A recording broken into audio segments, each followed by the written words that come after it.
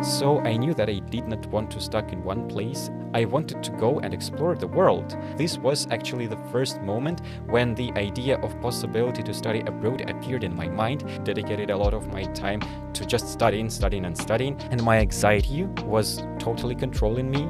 So I had a very bad breakdown, and I did not really feel that there was anyone I can talk to.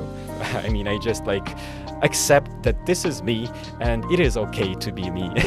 And I am really grateful to myself for moving with my own pace.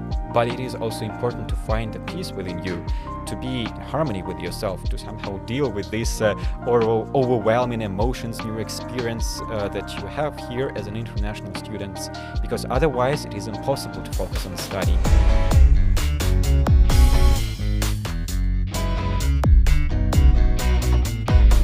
Good day, dear friends. I am Vadim, an Erasmus Mundus student, and this is More Than Studying podcast, where international students share their experiences of studying abroad and much more. I hope the stories collected in this podcast are not only helpful, but also inspiring. Remember, what we did, you can also do. Just give it a try. Today, I am the host and the guest of the podcast. I believe that this is a very good practice to explain a bit who I am and why I am making this podcast. So in this episode, I would like to cover why I have always wanted to study abroad, which way I have found to do this, and what worked for me, what did not work, and most importantly, how to get the maximum out of this experience. So please enjoy either at normal speed, or you can also increase it. That's something that I also do when listening to podcasts. So I'm from Russia and I studied in a very good school in Samara. I did try not only to study, but also to participate in some extracurricular activities, such as working in a school TV company, being a part of creative group and making performances, and also learning German as the third language. So my German teacher really encouraged us to participate in international activities that school organized. For example, student exchange programs where students from Germany came to Russia and studied with us for a week. Then when Russian students went to Germany and studied also there for a week. Another interesting program was summer language courses in Germany that was organized by Goethe Institute. And I did participate in it and really enjoyed this experience. This was actually the first moment when the idea of possibility to study abroad appeared in my mind, because I saw that people there was so welcoming and so interesting, so actively participating in all these social activities. They really supported us. It was, I think, the very first time when I filmed a short film. It was a horror short film. It was really fun to film it with Brazilian people, because we were just created a group from Russian people and Brazilian people, and we decided to work on these creative projects. We decided to make a short video, and yeah, for some reason it was a horror story. It was very hilarious to film it, because I used to speak in German with my Russian friends and used to speak in Russian with Brazilian people. So it was very confusing, and I think it was actually challenging for your brain to actually switch between different languages. So this is experience actually worth experiencing. And then after graduating in this school, I knew that Goethe Institute also had a program that is called The Bridge to the German University. I'm actually not sure if it exists still. You should check it. But I know that this program actually helps students from different countries, I guess, smoothly start their bachelor's in Germany. But it was, and I think it is, quite expensive to live in Germany. That's why I could not afford it. So I had to have a kind of a scholarship, and the program did not provide it at that time, I guess. And it was, just challenging for my family to support me with this decision. That's why I decided to choose to stay in Russia and do my bachelor's there in Moscow. So I think it was actually a good thing for me to do, because a friend of mine did go to study in Germany immediately after graduating from school, but for her, it was a way too big change in her life, because it's another country, another culture, another food, new people, and you live alone in a room, and it's very challenging to make new friends. That's why I keep asking people how are they doing this. Also, like, you're not living anymore with family nearby, which can be depressing. Yeah, we some people experience homesick, and it's difficult to know how to deal with this. So she just could not handle it and decided to come back and do her bachelor's in Russia. I think it is okay, because like you should go out of your comfort zone for sure, but do it also wisely, slowly, and make sure that you are comfortable with this. So I moved to Moscow, and I think it was actually a smooth step out of my comfort zone, because that was the first time when I started to live on my own. So my family was 1,000 kilometers from me, which is not so far, so I could still go there by train, for example. And it's very good to know that in case of anything, you're able to go home, and you know that your family supports you. So I think it's just like a very good first step towards your independent life. So I studied for 4 years at MIPT. This is Moscow Institute of Physics and Technology. And for the first time, I think that when you live on your own, it means that you have to deal with all the bureaucracy. It means that you have to take care of your food and physical activity. Also, you should make sure that you attend all lectures. In one word, you really should start to parent yourself without relying on anybody else. And I guess it is a bit easier to do than to do this abroad, because at least you are familiar with such a such a normal thing as grocery stores. Also, you are familiar with the mentality of people, and in case of anything, again, you know that you can come home and your family is reachable for you. So I was quite satisfied with my choice of the university. I did not regret about it, but I still wanted to find an opportunity to study abroad for my master's, for example, because I was already studying in the best technical university in Russia. And after graduation, I wanted to keep developing, keep growing.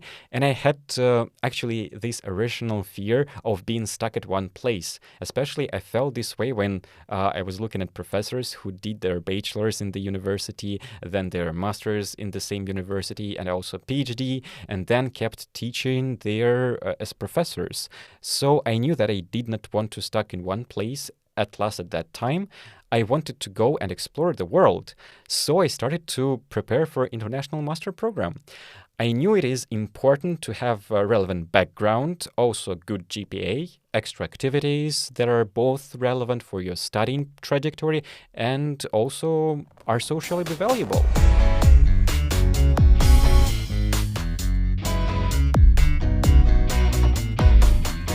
I determined my the scientific field of interest as nanomaterials and nanoscience. Actually, I have chosen this specialization after the third year of my studying, because during all that year I was working in a lab with carbon nanotubes. And this lab I have chosen just because of an interesting name. I know that this is not a very scientific approach, but it was my approach. I just felt that this is something maybe interesting for me. Also, like, I decided to keep developing in this field of science. So in addition to my bachelor thesis, which I was doing during my fourth year, I also found some time for an internship in Skoltech. This is another very good university in Russia. And the topic of this internship was also connected to 2D materials and carbon nanotubes. So it seemed that everything is perfectly aligned with my previous background. So at least like a general picture started to appear, like it became more clear. So when I was looking for international master program, I decided to focus on nanomaterials and nanoscience. This is how I built my logic applying abroad, because I think it is very important to show that you have a very strong motivation and clear background. So you really show that you have relevant experience already, and you just want to develop to like go to a higher level, like by getting this international degree. I think it was also important for me to have a good GPA. I have never been the best student at MIPT. I felt like I was in the summer camp, to be honest, the summer camp for the smartest and most talented and most hardworking students. But it was not really my thing, because I was just like a normal student who had like great grades during school, but like I could not really win any competitions or whatever. Probably that made me not so competitive. I mean, I just like accept that this is me and it is okay to be me. But I did what I could, yeah, and even somehow was able to graduate the university with honors. This is actually something surprising for me because, like, I had some bad experience on my exams with one of my subjects, but still. Once I said myself, okay, if I want to study abroad, I really need to prove myself that I will be able to actually study good there. So that's why I made the kind of experiment during one of semesters back in Russia when I really studied hard and dedicated a lot of my time to just studying. I performed really good at the exams during the exam period, and I just said, okay, I can do this. I can do this now. Now I can focus on other things like socially valuable things. Yeah, because like studying has never been the very center of my life. In the university, for example, I continued my journalistic hobby that I had back at school. And I worked at the local radio that was created by students. I really found this experience quite interesting and creative. I really enjoyed it. But I once again felt that I'm kind of stuck with my hobby and I do not really try to do something new. So I left radio and started to look for other interesting opportunities. This is how I started to work as a mentor in an online school for a year. Also, for a year, I worked as an organizer of school conferences for school children from the whole country.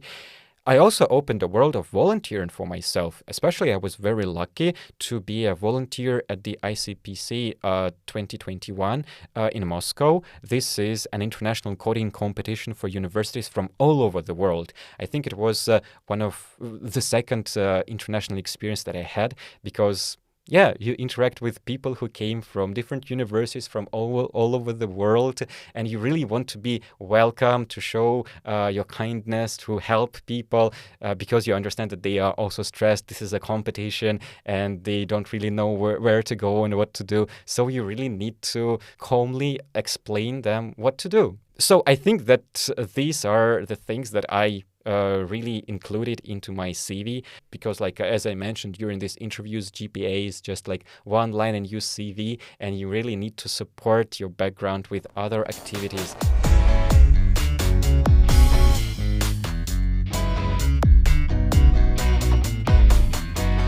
Then, of course, I had to take language exam to be able to actually apply for international programs. I have chosen IELTS without any specific reason, and I was prepared for the exam on my own. And I really enjoyed listening, for example, as a way to prepare for the exam, to a podcast which is called All Ears English, because of the energy of the hosts of the podcast, because of their actually insights into the exam, because they really gave valuable advice how to prepare for the exam and how to perform really good. As I mentioned, I prepared on my own, so I used some online tools that I found on the internet, which are free. And I also decided to go for a tutor just to make sure that my oral part is okay. I did it only once, and I also asked for feedback on my written part. And I was told that I can improve my written part. I mean, you should be always skeptical about the advice that you get from different people because these pieces of advice can be controversial, and you have to understand what you really need to do. Because, for example, in the essay, when you write an essay on IELTS, should you express your opinion even if you are not asked to do this, or should not? So my tutor told me that if you are not asked about your opinion, you should not do this. While in the podcast, they told that, yeah, you should always express your opinion. Why not? Even though it is not stated in the task. So, I mean, so many people, so many opinions. And I think it is actually also important not just know English very well, but also to be familiar with the format of the exam and just get used to it, and to time limits as well. So these are main steps about like preparation for language exam, which is obligatory if you want to study abroad, right? At this moment, I'm very grateful to my parents, to my family, because they did support me. They went with me to Kazakhstan when I was taking the language exam there, and they also helped me to find ways to pay fees for applications because international transactions from Russia were forbidden. And they just supported my intention of going abroad. So I really hope that you will also be supported by your family and friends. because without any support, it's very difficult to go through all these challenges. And when you're doing it not alone, it's always easier, I guess. All in all, I collected all the documents and applied for DAD program in Germany, Erasmus Mundus program in Europe, and also I wanted to apply for a Stipendium Hungaricum, but I could not actually get the recommendation letter from my university because people there seem to be a bit conservative and did not want to let their students study abroad, which is, I don't know what to say about it. Anyways, I applied at least for 2 programs, and I also applied for 2 universities in Russia just in case anything went wrong, because it seems to be that you have to have a backup plan. So for DAD, I was actually rejected, which demotivated me a lot. But luckily, it happened during spring already when I applied for all programs that I wanted. Because if it happened during my application process, I probably just said, okay, I was rejected. Probably I should just not do this and spend so much time and so much effort on this. But this happened when I luckily applied for all programs which I wanted. And of course, it is demotivating because a lot of efforts and a lot of energy and a lot of time was spent on this. But I was really happy when when in March I got an email from Erasmus program saying that I was selected for the program, and moreover I got the scholarship. It was really hard to believe, of course. It is always hard to believe, just like you receive an email and it says that you can come here and study and you also will be supported financially. It sounds like a dream, doesn't it?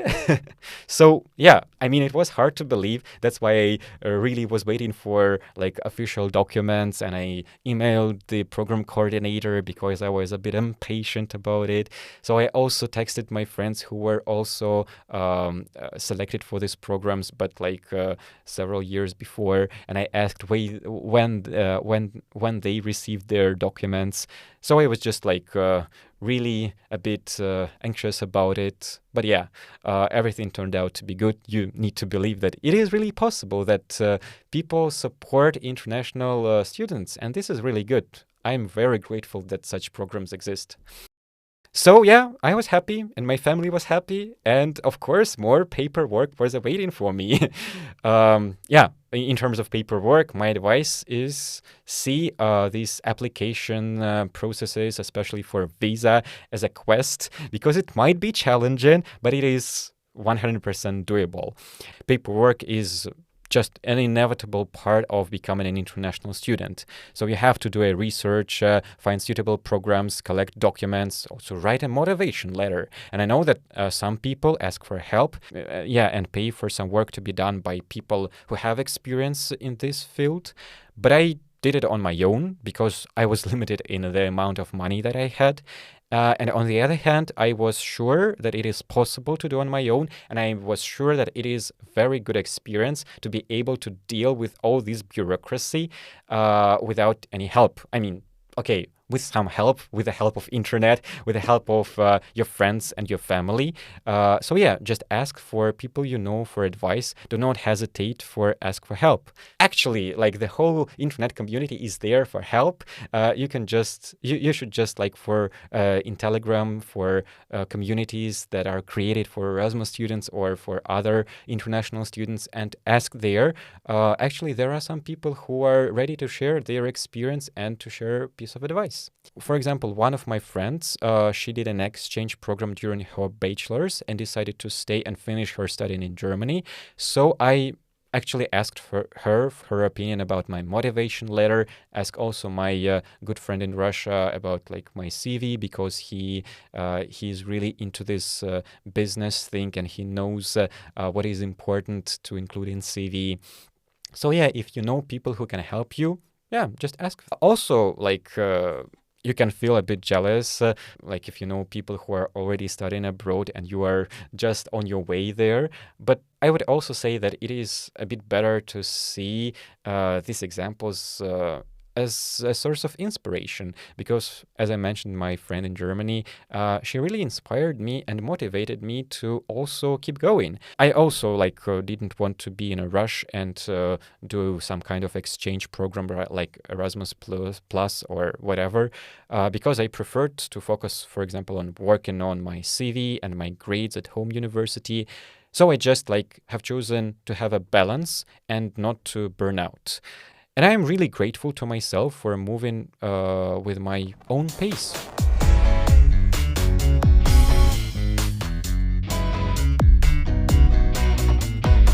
When the moment of leaving Russia came, it was not really easy. Of course, I was leaving my family, and even though I lived far from my family for 4 years during my bachelor's, it still felt different because I did not consider that during these 2 years of my international master program I would go home to see them. So I just made sure that I spent good time with them and I did everything that I had in mind, so there is nothing to regret about. And when I was in a train to Moscow, I remember that they were there standing on a platform and formed a heart with their hands, and my brother was running with the train just to wave a hand, and it was really nice. I think that I start to miss this. Yeah. But okay, moving forward. When I was living in Moscow, when I actually, was in a train to Moscow, from where I had a flight to Belgium, I read in news that for Russian people coming in Europe, it is not longer possible to bring with them any personal stuff like laptop, phone, clothes, even luggage bag.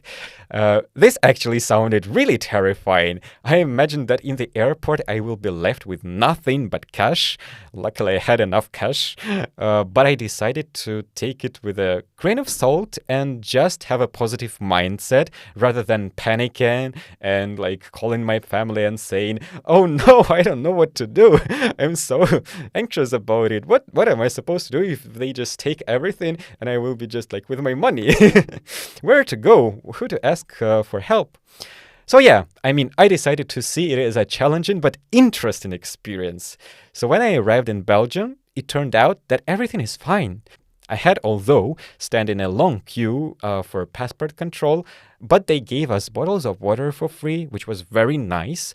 And at passport control, I got an entry stamp with just simple words. Voila! This is how I came here in Leuven. And I had to admit that I told myself, I'm here for studying and everything else is less important. But as it usually happens to me, my real experience, was completely different from what I expected. By chance, I got a very nice residence, which is in a walking distance from the campus, and there is a forest nearby it where I walk when I'm tired of studying.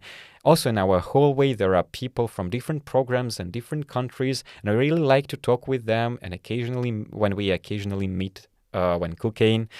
I also met some good people during lectures, during beach volleyball, badminton, and travels, and most of them I invited to be a guest in this podcast. But what I did learn from interaction with them, that there are so many interesting and wonderful people, and you can totally, absolutely sure find someone for any activity you are interested in. The only thing you should do is just ask them. Sometimes you fail, but sometimes you are lucky enough and you can get one more good friend. If you feel that you can also rely on the person and trust them, why not being a bit vulnerable and open to them? I mean, this is what I did. And I guess that this can bring you closer to other people. Although I understand that it may be difficult to show your weakness to your friends, especially when you experience hard times and don't really want to bother them, I did have a tough time by the end of the first semester. I felt homesick and I had some miscommunication with people here. And my anxiety was totally controlling me. So I had a very bad breakdown and I did not really feel that there was anyone I can talk to. So at this very moment, when I found myself sitting in a room and just crying near the wall, I just decided to check the university website and found that they provide support for students. So I just filled in the form and had a very good online meeting with a person who just listened to me and tried to say that everything is gonna be okay, and also advised me to have a conversation with a professional psychologist that university also provided. Yeah, I did it, and even though I didn't find the meeting, like the conversation with the psychologist, so helpful, I at least understood how to deal with like complex emotions that I experienced at that time. And yeah, it is not easy to reflect on your actions and words, but it is also important to find a peace within you, to be in harmony with yourself, to somehow deal with these overwhelming emotions, new experience that you have here as an international student, because otherwise it is impossible to focus on studying. Be kind to yourself and don't hesitate to ask for help. Be open to new things and new people. Use everything you can that is provided by your university to shift your focus from studying, constant studying, or shift your focus from homesickness. Do some sports or go for cultural events. And also, maybe you will be good at something new you never thought you would try. There are a lot of examples. I by myself did a lot of new things. I played beach volleyball that I never really played badminton. Also, I started to swim thanks to one of my friends. There are a lot of things to do. Why not trying them?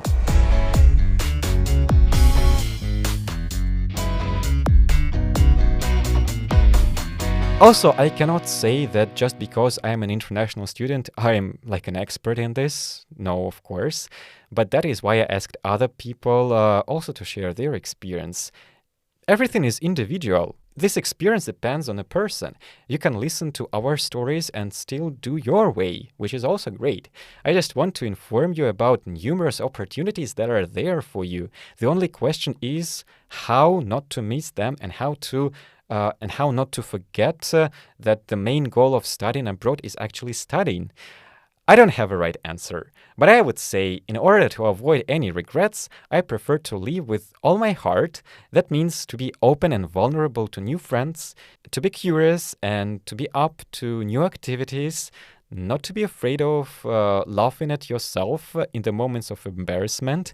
And also one of my friends once said that it is also good to try to do your best, so not to have any regrets. That is why please live with all your heart and do your best. Vadim was with you today. Stay tuned to this More Than Studying podcast.